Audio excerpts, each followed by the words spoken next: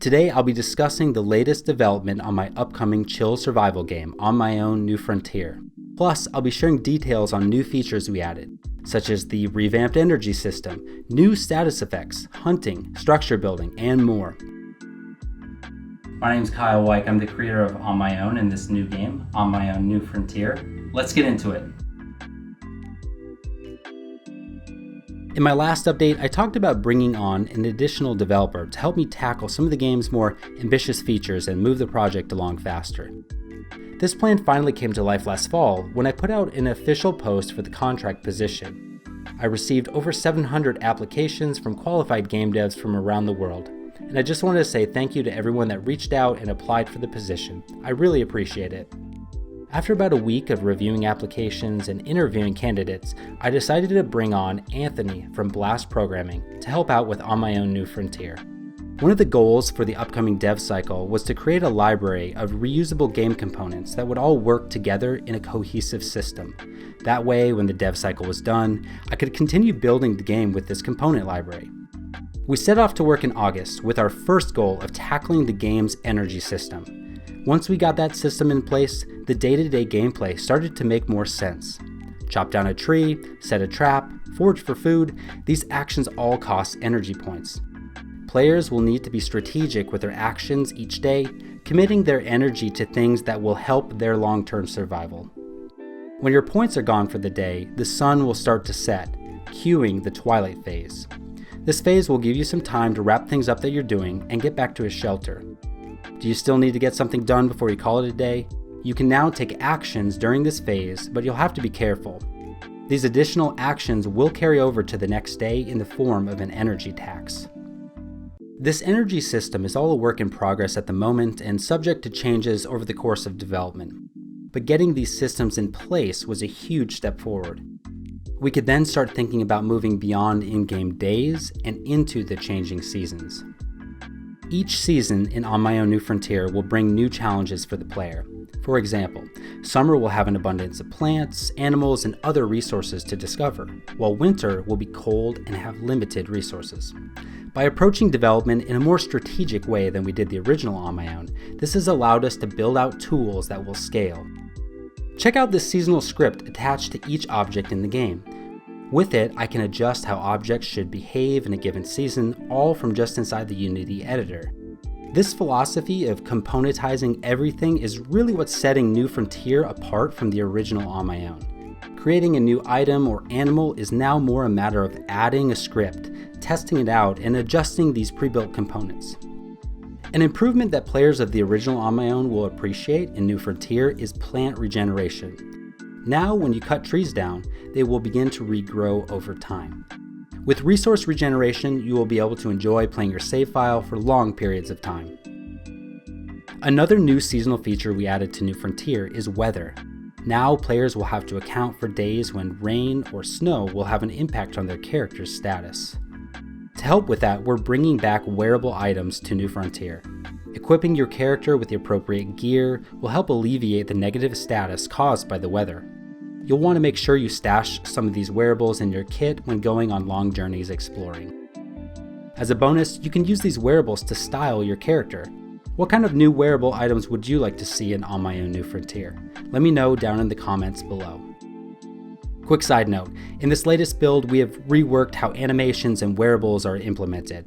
Currently it's only set up on this first backpacker, but you can still look forward to more character options being added down the road once I finish up the sprite animations. As we headed into the fall season in the real world, things were moving very quickly and the team was working through a dev cycle about every 2 weeks. Now that we had the main energy system in place, the focus turned to more gameplay features, including hunting and trapping.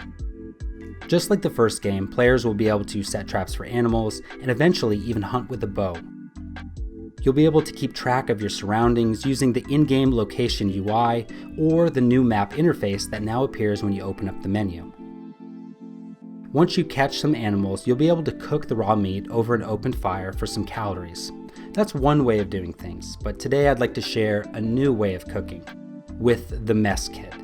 If you have the mess kit item in your inventory, you'll be able to drag it on any fire pit, unlocking a new cooking menu. From there, you'll be able to craft specialized dishes if you forage for all the right ingredients. These dishes will go beyond the usual calories gained from eating and may even grant bonus effects to your backpacker. By strategically using these bonus effects at the right time, players may be able to pull off feats in the wilderness they wouldn't normally be able to do. And if you're not sure about what a status effect does, you'll be able to easily check any status afflicting your character from the in-game menu. As development headed into the winter, we started to work on more of the UI elements, and the dev sprints started to become more collaborative. Interfaces were being designed, developed, and tested at a super fast pace. The goal was to focus on functionality, with UI polish being added in later. One feature that I'm really excited to share with you is the new Ponder mechanic. This mechanic will serve multiple purposes over the course of your adventure, but in the early game it serves as a system to help guide players on what to do. With the original On My Own, some players felt that it was a little too open-ended. As a designer, I want players to enjoy the open-ended gameplay, but I also want to respect players' time and not make things too complicated up front. In New Frontier, at certain times or in certain places, your backpacker will get a thought bubble prompt. Clicking this will queue up a cutscene. Sometimes these scenes suggest a goal for you to do. These goals will be a collection of smaller tasks to do amidst the day-to-day of surviving out in the wilderness. Each time you complete a task, you'll receive a notification that lists the next tasks toward completing the overarching goal. During development, I was testing out this feature and I realized that having multiple goals at once made managing things a little challenging. We decided to quickly implement an easy-to-find goal menu that appears right when you open up your inventory. This menu lists out all the goals you're currently working on, as well as showing each task you've accomplished so far and what you have next to do.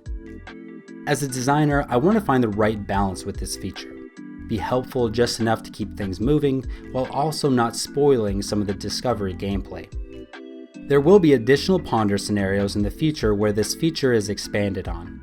I'm excited to share more on that later. I have one more new feature that I want to share with you today. Large-scale, multi-step structures. It's been a goal since the early stages of development for players to not only survive in the wilderness, but to actually start building out their frontier homestead. With the latest updates to the game build, this has finally become a reality. Players can pick a structure, and once they gather the necessary materials, they can start laying down a foundation. When you're ready to resume progress, return to the structure and click the Upgrade menu to see what additional materials you'll need to start building the next step. In this instance, I'm building a cache, a large structure to protect your resources from animals and the elements. And on my own New Frontier, resources will need to be protected, otherwise they will disappear from the game world over time. Once our cache is fully upgraded, we can then start using it.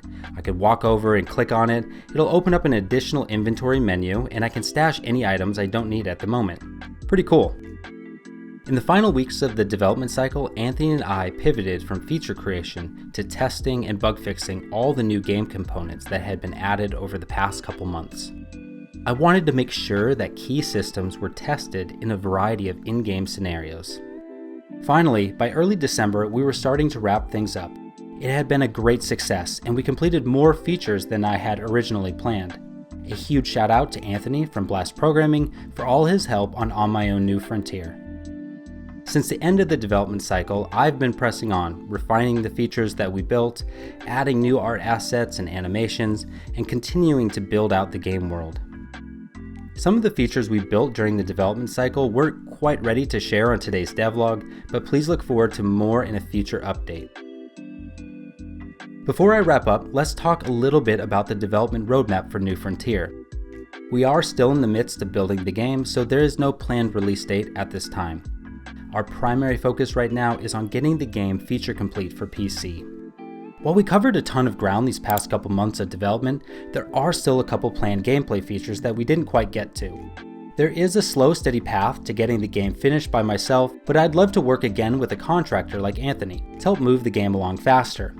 That requires a bit of financing, so I'm exploring some options, including possibly doing a small Kickstarter campaign.